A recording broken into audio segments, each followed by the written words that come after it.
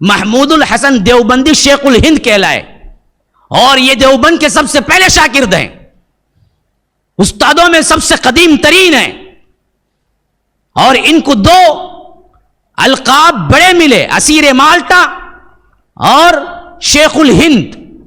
اس وقت کے تمام مسلمان متفق علیہ شیخ مانا دیوبندیوں کے۔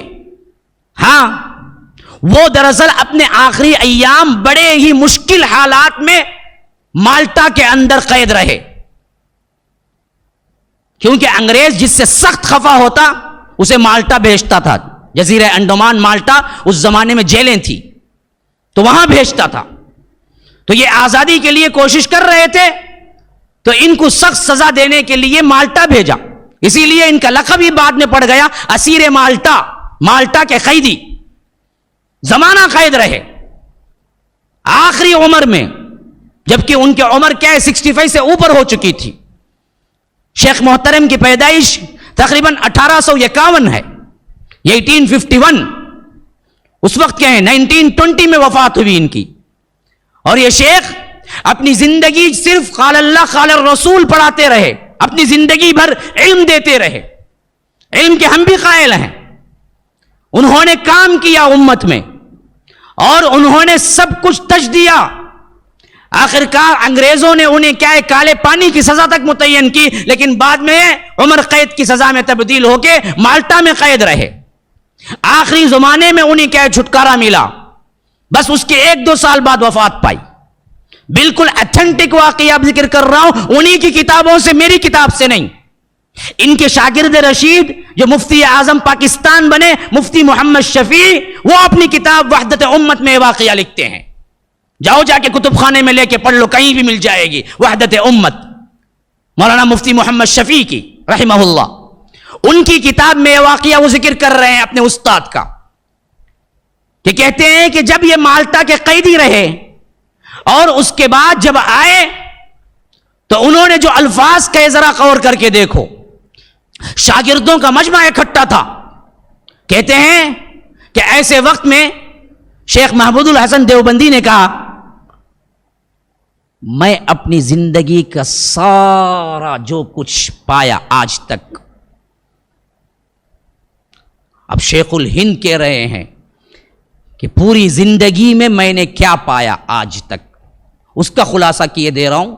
تو پورے شاگرد یوں ہمتن گوش بن گئے کہ آخر کیا بولنے والے، جس نے کیا ہے تقریباً 60-70 سال کھپا دیے اس دنیا کے اندر دین کے لیے، یہ شخصیت آج اپنی پوری زندگی کا خلاصہ بولنے جا رہی ہے، تو آخر کیا بولنے والی ہے۔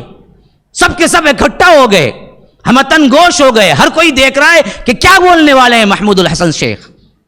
فرمایا، میں اپنے جیل کی تنہائیوں میں بیٹھ کے سوچا کہ ہماری امت کی پستی اور بدحالی کیوں ہے، تو 2 ہی چیزیں ہیں جس کو میں نے پایا، جس کی وجہ سے ہماری امت آج ذلیل و خوار انگریزوں کے انڈر میں ہو چکی ہے۔ اس زمانے کا واقعہ جو 1920 کا ہے۔ میں اپنی پوری زندگی سوچا امت کی پستی کا علاج کیا ہے، تو 2 ہی حل میں نے پایا۔ پوچھا گیا شیخ بتائیے کیا ہے 2 حل؟ کہا کہ ایک قرآن کو چھوڑ دینا، دوسرا ہماری خانہ جنگی، آپس کی لڑائی ہے، آپس کے فرقے۔ ایک قرآن کو چھوڑ دینا، کون کہہ رہا ہے بھائی؟ دیوبندی مکتب فکر کے سب سے اعلیٰ ترین، جن کو تم کیا امام مانتے ہو، ان کی طرف سے پیغام ہے۔